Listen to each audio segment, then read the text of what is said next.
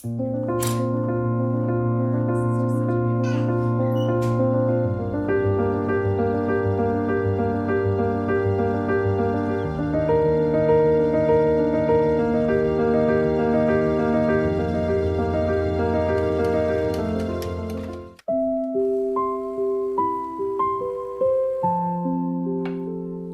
everyone. Today I am sharing a day of thrifty homemaking with you guys.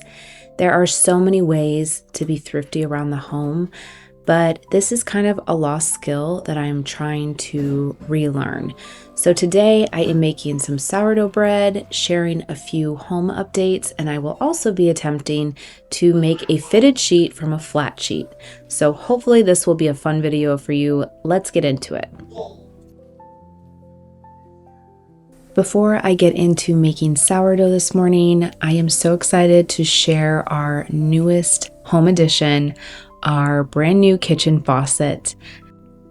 I have wanted to make this update since we moved in about 3 years ago, and now that it's actually in my kitchen, I just feel like it completely transforms the whole space and really brings that vintage cottage charm that I'm always trying to get in my home. The original faucet was a single pull-down sprayer. Now, I got really lucky because under the base plate where the faucet was sitting, there was actually 3 holes, so it was already pre-drilled for a beautiful bridge faucet. The best part about this update is that it did not cost us any money because we were able to use an Amazon gift card that my in-laws gifted us for Christmas. We were also able to purchase a new vent hood with the gift card, which we have yet to install.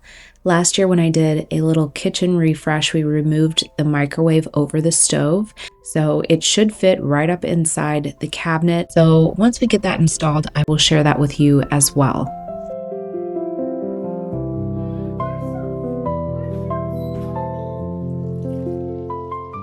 Making bread at home has definitely been a thrifty homemaking hack for me. I know exactly what's going in the bread, and it really is not that hard. If you've never done this, it may seem overwhelming, but it really is an easy skill to pick up. I find that homemade bread just elevates any meal, and there's really no comparison to eating freshly baked bread. So I'm gonna let this rest for 30 minutes, and while I do that, I'm gonna make a little home repair to some damaged teacups. I have a beautiful set of antique teacups and saucers, and here they are. This is just such a beautiful pattern. I love that it's kind of like Scandinavian looking. Our Denmark English ironstone. And I thrifted this set a couple years ago, and they've been in perfect condition. For whatever reason, in the last 2 weeks, we've had 2 of them shatter, and then 2 of them have lost handles. So I just want to repair them. I don't have the heart to throw away the teacup, and it's not like a crazy thrifty hack, but that's part of just being thrifty in your home, is repairing things when you can and continuing to use them. So I have 3 little handles here. I don't actually know what will go on here.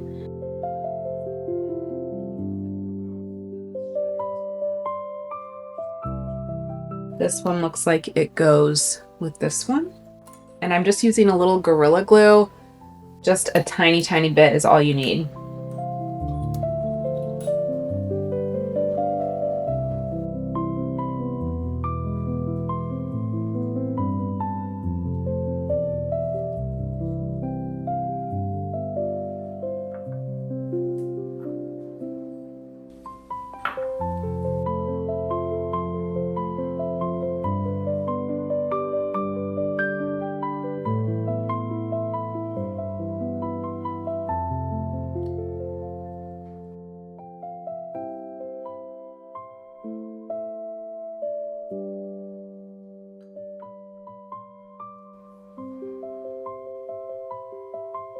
Something I've been thinking about doing for a while is turning this old flat sheet that's on my daughter's bed into a fitted sheet. I love using antiques and thrifted finds in my home, and one of my proudest thrift finds is this antique English pine bed in my daughter's room. Antique beds are so charming and unique, but they are all different sizes, which means they require custom mattresses and custom sheets. This sheet is a 100% linen sheet that was left over from a queen set. It's been working fine, but I thought, let me just get creative and try to make this into a fitted sheet so it fits a little bit better. While the sheet is in the wash, I want to introduce you to some new little feathered friends that we added to our backyard chicken flock. We got 6 new baby chicks. We started our backyard chicken journey with 6 chickens and we are down to 4. And throughout the winter, the supply was very low.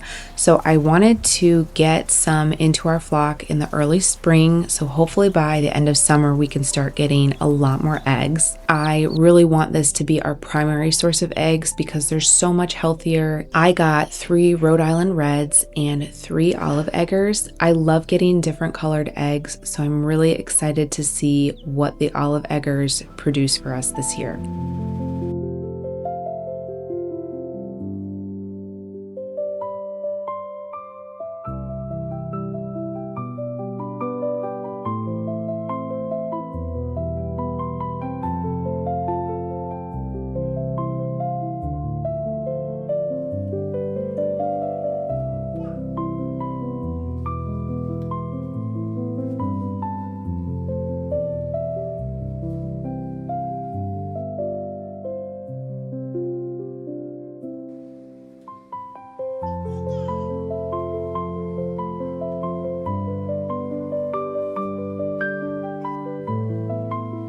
So now I'm going to get started on the fitted sheet.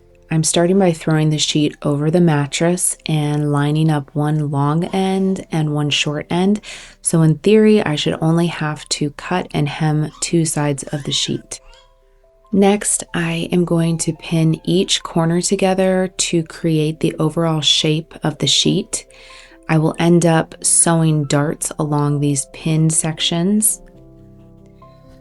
After those are pinned, I'm going to cut the extra fabric from the 2 sides, leaving myself hopefully enough room to create about a 1/2 inch hem.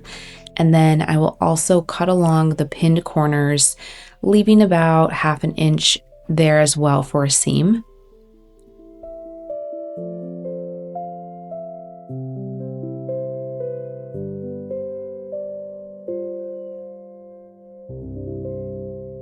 After I finished sewing the darts down the sides of each corner, I decided it was time to wrap it up for the day. So now I'm just going to get my sourdough prepped to go in the fridge overnight for its second proof.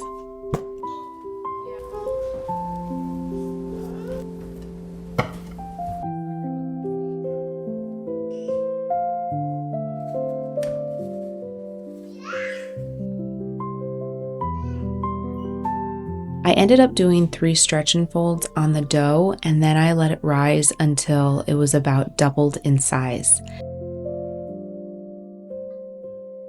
Mommy, what are you making? I'm making bread.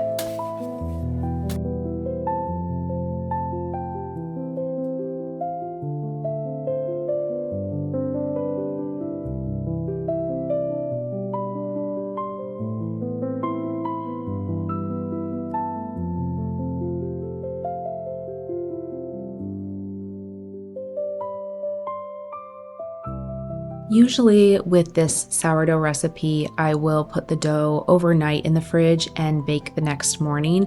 However, you can see here that I forgot to bake it. So this is actually 2 days later I am baking this. You do have to be somewhat committed to a timeline with sourdough. However, in my experience, I do things like this often, and it always seems to be very forgiving for me. So we'll see how it turns out this time.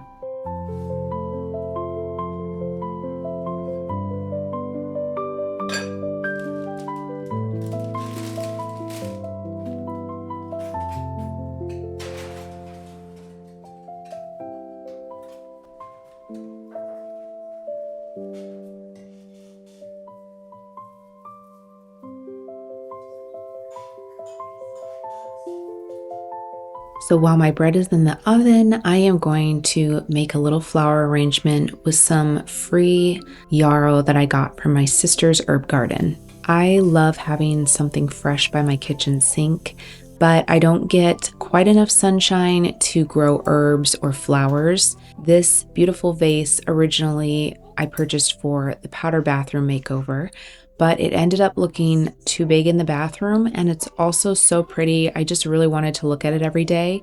It's the perfect little spot to put flowers by my sink and hang up my garden scissors.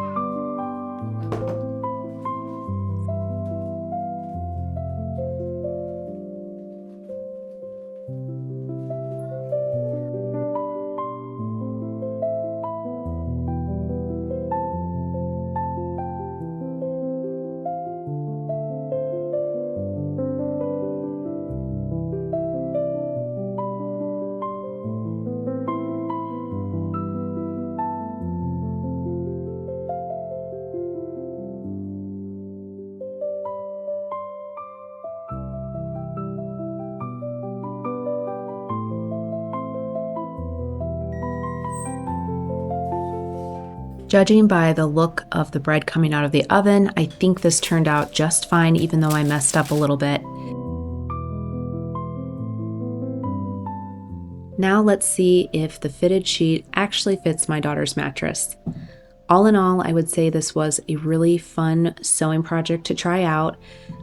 It's definitely not perfect. I had to hem all four sides because I cut off a little too much fabric. So it does ride up a little bit on the sides, but you'll never be able to see because it's tucked in around the bed frame.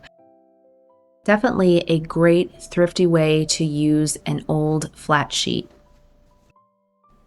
Thank you so much for joining me on this day of thrifty homemaking. Let me know in the comments some of your own thrifty homemaking hacks. I would love to hear about them, and subscribe to the channel so I can continue to make more videos like this. I'll see you next time. Have a beautiful day.